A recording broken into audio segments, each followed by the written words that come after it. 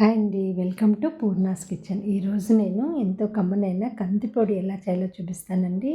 దీనికి కందిపప్పు 2 కప్పులు, 1 కప్పు పెసరపప్పు, అరకప్పు మినపప్పు, అరకప్పు శనగపప్పు, ఒక 15-20 ఎండుమిరపకాయలు తీసుకున్నానండి.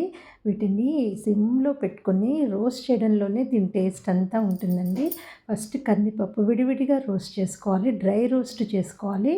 సిమ్‌లో పెట్టుకొని మంచి అరోమా ఫ్లేవర్ వచ్చే వరకు రోస్ట్ చేసుకోవాలి. ఇది అయిపోయిన తర్వాత పెసరపప్పు, శనగపప్పు, మినపప్పు కూడా ఇలాగే రోస్ట్ చేసుకోవాలండి. ఫైనల్గా ఎండుమిరపకాయలు కూడా రోస్ట్ చేసుకొని వాటిని చల్లారిన తర్వాత గ్రైండ్ చేసుకోవడమే ఈ కందిపప్పు పొడి అండి. ఇది చాలా చాలా టేస్టీగా ఉంటుంది. వేడి వేడి అన్నంలో నెయ్యి వేసుకుని తింటే చాలా బాగుంటుంది. అయితే ఇది కొంచెం కొంచెంగా చేసుకోవడమే బెటర్ అండి. ఎందుకంటే ఇది మొదట్లో ఉన్నంత ఫ్రెష్నెస్ ఫ్లేవరు రాను రాను తగ్గుతుంది. సో కొంచెం కొంచెంగా చేసుకుంటే చాలా టేస్టీగా ఉంటుంది. ఈ రుచి కూడా ఎంతో బాగుంటుంది. ఎప్పుడైనా కూరలు లేనప్పుడైనా, ఈవినింగ్స్ అలసిపోయి వచ్చినప్పుడైనా ఈ కాస్త కమ్మపొడి వేసుకొని తినేస్తే చాలా బాగుంటుంది.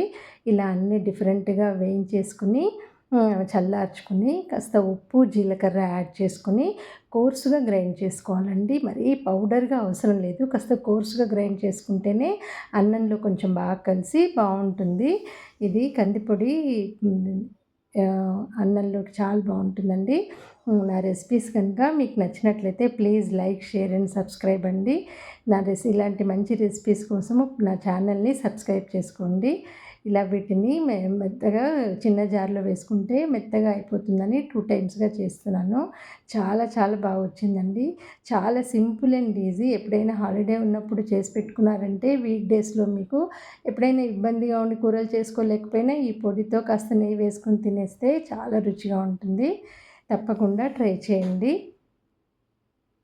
థ్యాంక్స్ ఫర్ వాచింగ్ అండి. దీన్ని కొంచెము అన్నంలో కలుపుకొని వేడివేడి అన్నంలో కలుపుకొని కాస్త నెయ్యి వేసి మా చుట్టాలుంటే అమ్మాయికి పెడితే చాలా బాగుందక్క అనింది. ఈ పొడి కూడా చాలా కరెక్ట్ పాళ్ళతో చాలా బాగా వచ్చిందండి. మీరు కూడా తప్పకుండా ట్రై చేయండి.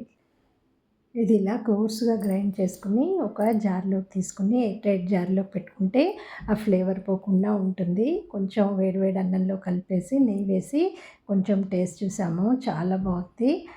మరి ఈ రెసిపీ మీరు కూడా ట్రై చేయండి తప్పకుండా, చాలా బాగుంటుంది. మరిన్ని మంచి వీడియోల కోసం నా ఛానల్ని సబ్స్క్రైబ్ చేసుకోండి. మరిన్ని మంచి వీడియోలతో మళ్ళీ వస్తానండి. అంటిల్ దెన్ బాయ్ అండి.